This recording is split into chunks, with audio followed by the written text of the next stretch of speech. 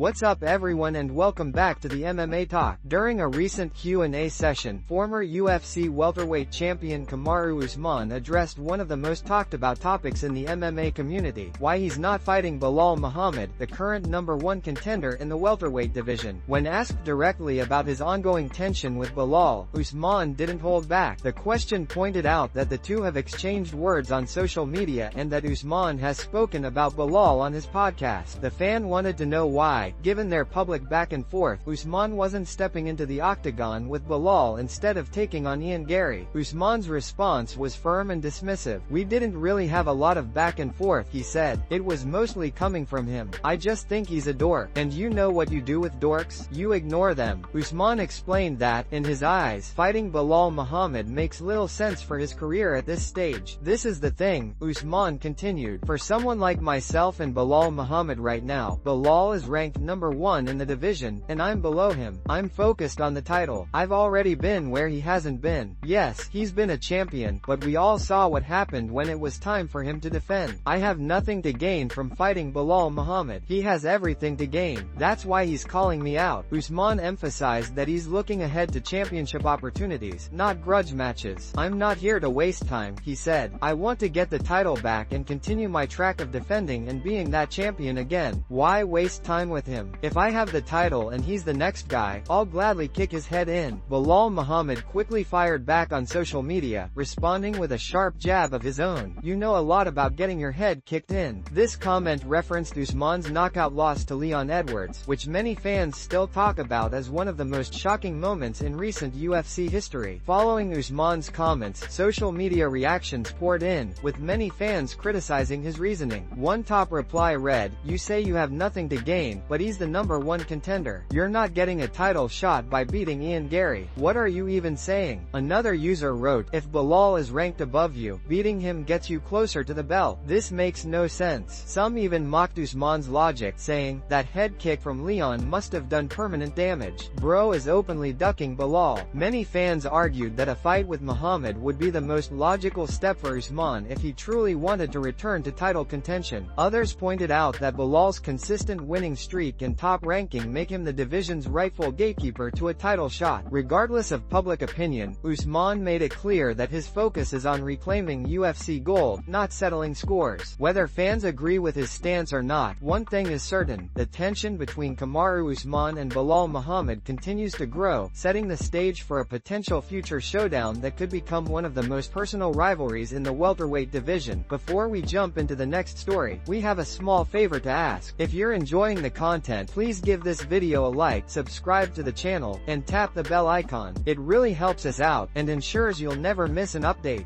Move on to another news. UFC lightweight veteran Dustin Poirier recently shared his thoughts on the immense pressure Gane is facing as he prepares for his third attempt at capturing the undisputed UFC heavyweight title. Ahead of Gane's highly anticipated showdown with Aspinall, Poirier offered a unique perspective, drawing from his own experiences fighting for world championships and coming up short multiple times. Speaking with MMA Junkie, Poirier explained that he knows exactly what Gane must be going through, having stood in similar shoes throughout his own career. "Have I ever been in his shoes?" Poirier said. "I have the shoes right here. I lived in those shoes. It's a lot. It's a lot on yourself." Poirier reflected on the emotional toll and mental strain that come with multiple failed title attempts. "Every time you go to sleep at night, when you wake up, when you go to the gym, it's all you think about," he continued. "This could be the last time I ever get a chance to make this happen. That's a heavy thought to live with. Every fight feels like your last opportunity to prove something, not just to the world, but to yourself." Dustin, who has challenged for the UFC lightweight championship 3 times, against Khabib Nurmagomedov, Charles Oliveira, and Islam Makhachev, understands how the weight of expectations can either motivate or crush a fighter. "Every fight is different. Every fighter's mindset is different," he said. "Some people thrive under that kind of pressure. They love it. It brings out the best in them. Others crumble from it. But make no mistake, that pressure is real, and it's there every single day leading leading up to the fight. Turning his attention back to Gane, Poirier highlighted what makes this matchup with Tom Aspinall particularly compelling. "That's another thing that makes this fight so interesting," he said. "We don't see many heavyweights who can move the way Gane does. His lateral movement, his speed, his timing, it's special. He's a real heavyweight, not a light guy trying to compete at heavyweight. He's lean, muscular, and one of the best natural athletes in the division." Poirier praised Gane's technical background as well, emphasizing his elite-level striking and composure inside the octagon. "He knows how to kickbox at a high level," he added. "He's got that French Muay Thai style, smooth, sharp, and calculated. But the question is, how will Tom Aspinall deal with that? Aspinall's a dangerous opponent, fast, powerful, and well-rounded. We've got to see how Tom performs with someone like Gane standing across from him." Dustin's comments highlight the psychological and tactical layers that make this upcoming fight one of the most intriguing heavyweight clashes in recent memory. Gane, having fallen short in previous title opportunities against Francis Ngannou and John Jones, enters this bout with a clear sense of urgency. For a fighter of his caliber, this could be a defining moment, a chance to finally overcome the shadow of past disappointments and prove that he belongs at the very top of the sport. As Poirier put it, "That feeling, that this might be your last chance, never leaves you. It either breaks you or pushes you to greatness." We'll find out which one it is for